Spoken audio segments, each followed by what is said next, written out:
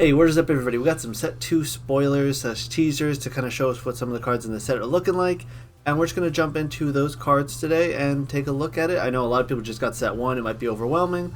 You can always come back to this video another time when you feel a little bit more comfortable with set 1. So let's take a look at set 2. No particular order, we're going to start with Earth Scout here. So, or Earth Scout. So a Nexus form of Earth Scout, I would assume. So Earth Scout is a 2/3 for 1 frost.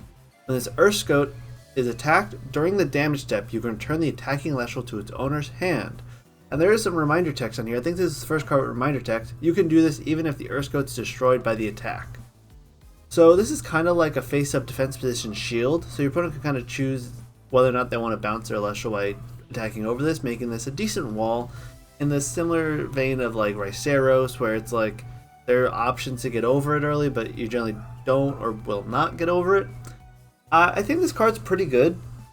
The only flaw with this card is it's slow.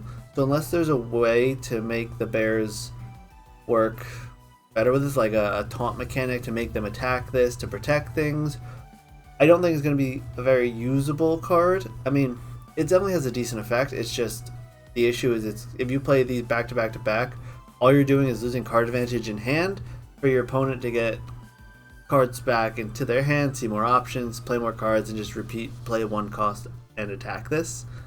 Secondly, it gets destroyed, so it's not going to attack, like it's not going to stop something like Viserys, where Viserys will attack this, destroy it, bounce stuff to hand, but still trigger and cast a new Viserys out, if I have that interaction correctly, because it just, I don't know, this card, I definitely can see it doing well, I just don't see it being great. And if there's a way to make this card like the attack target, where you can play, maybe there's an artifact that'll give it, you know, this must be attacked each battle phase before anything else, something like that, make this card really good. I think right now it's okay. Turn 1 you play it, your opponent might not want to attack into it, so it might stall you out to get to turn 2. There's no 2-cost bears that we've seen yet, so what are you going into 2-cost frost? We have yet to see with the set, but Earth Scout, decent start. Frost bears, we knew whether they were coming, we've seen a picture of this before, but now we have the ability. Move on to the next card. Gigaflora, which a ton of people are talking about in Discord today. So it's a 4/7 for 2 Earth. You can expend 1 Earth in order to target and special send your Gigaflora through this Gigaflora from your hand. During your draw phase, you can special cast a 1 Spirit Earth Celestial from your Underworld. So there's a lot to unpack here. So let's start with that you can expend 1 Earth in order to target and special send it from a Gigaflora to Gigaflora. I don't think that is relevant for this card at all, because of the second part. It wants to pull cards back from the Underworld. If you're playing Gigaflora, you're pulling something back to hand, and then you're sending over to Gigaflora, you're going to have less options in your Underworld to pull back with Gigaflora, so I don't think the special send is super relevant, except for the fact that it helps you get a 7 defense Elestral into play on turn 1.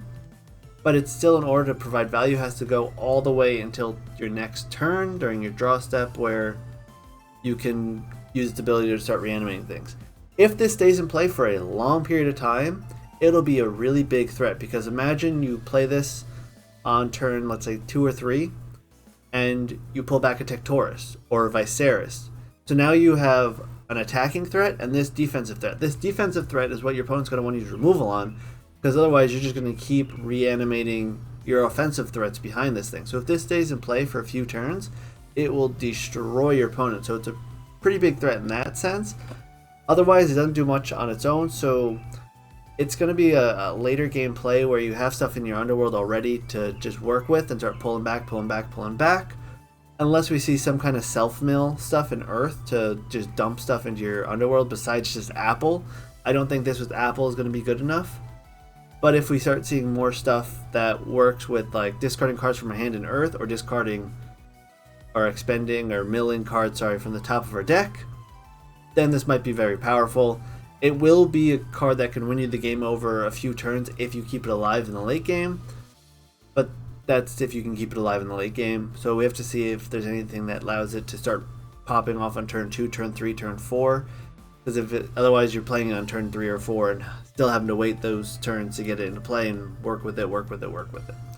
Another spicy thing you can do with it that is relevant to mention, but I don't know if it's going to do much yet, is with Pandasin. You can basically use this to recast it and invoke every turn by pulling Panda back from the Underworld. disenchanting the Pandasin and pulling back whatever Invoke Rune you want to use, so maybe you can use it to recycle Ambrosia constantly in a late game. So there's options there. I think it's a good card, but it really comes down to, is it going to be a really good card, a great card, or a terrible card, depending on what kind of Underworld support we see in Earth. Earth already has some Underworld cards. We'll see what other support we might get in the future with Earth. Then it'll be a strong card if there's a lot more Earth potential. We'll see. Next card, Findust. Potentially one of the most broken cards in the game. So let's jump into that, right? The 2/2 for 1 wind. You can disenchant a wind from this Findust, so it's kind of like a Boom Bat where you disenchant it right away, in order to search deck for a rune that costs at least 1 wind, and add it to your hand. And then the second effect is when you cast Sandstorm, you can special send this Findust to Hibofin from your hand or deck. So we don't know what Sandstorm is, we don't know what Hibofin is, so we'll ignore that until we see those cards in the future, and we'll come back to this guy. But just that first effect, so we can disenchant a wind from this to search out a rune that costs at least 1 wind. So we can search out Aeolus right now, we can search out Tornado, we can search out Bag of Winds with it, and that's all we can see for set 1, and the new card, Tower of Winds, which you don't know the full effect of yet. So we can disenchant this to search for a rune. Already, searching for a rune is a very powerful effect when runes can be used on repeat. So if there's any kind of rune combo, for example, we can use Aeolus to search out Findust, then use Findust to search out maybe Tornado that we might need, or Bag of Winds, or some other wind, or Sandstorm probably. It's probably an Earth Wind, given sand is Earth and wind storm, Sandstorm. I would assume it's wind, and especially with the way this reads, I'd assume Sandstorm is a card that you can search with Findust. So if those cards or future wind invoke runes or just wind runes in general are really powerful, Findust is going to be a really strong card. And I do want to continue to kind of put the similarities to Boom Bat with this card. You are giving up tempo to find a card in your deck, or Boom Bat is you're giving up tempo to destroy an Elestral. So there is that. You know, Panda is kind of like this, except Panda searches from the Underworld, so you need more setup in your Underworld. You can compare this first effect to Panda with upside because you are locked into just wind invoke runes. There's a lot of similarities here and there. I think this could be absolutely broken, or if it's a bad card, it's because this card exists and they never print a strong wind invoke rune or wind rune in general because this card exists. We'll have to see where it goes from there, but right now Findust is looking either insanely broken or okay, and we'll see what happens. And the last card, Tower of the Winds, we don't have the full effect, but I do want to talk about it because I do like that art with the Exaltair and the pigs flying around it. So we can nexus 1 wind to a wind enchanted Celestial to do something. So it's a 1-cost wind rune. It can't be that insane. And we see Exaltair and we see Sorlet in here in the artwork, so it could potentially have something to do with either more burn damage to an opponent, or maybe it allows something to attack directly because the Chrysor, the Sorlet Ascension Chrysor allows you to attack directly. So maybe there's something to do with that. Like Exaltair, I see burn damage, you know, direct damage stuff.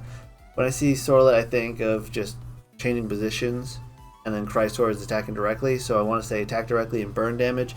So maybe this perhaps lets us do some form of direct attack if we Nexus a wind this turn, which I think would be kind of interesting, especially going with like Zephyrog's also in wind, attacks directly. So it'd be interesting to see if this is a Nexus 1 wind to a wind Elestral, it can attack your opponent's spirit deck directly this turn. That would be an interesting card. I don't think if that's the case it would be a very strong card unless it cantrips so you can draw a card after. But that's my going theory on this card right now. We'll have to wait and see what it is eventually in the future. And that is it for the spoilers for today. We'll hopefully get some more set 2 spoilers in the future, but probably not for a while. I don't think it's coming out to the end of the year or possibly next year. Other than that, there is a anniversary video up on the Elestrals page. If you haven't gone check it out, I suggest you go check it out. There's some really cool information there. Probably not going to make a video on that. So until next video, I'll see you guys. Have a great one. Peace.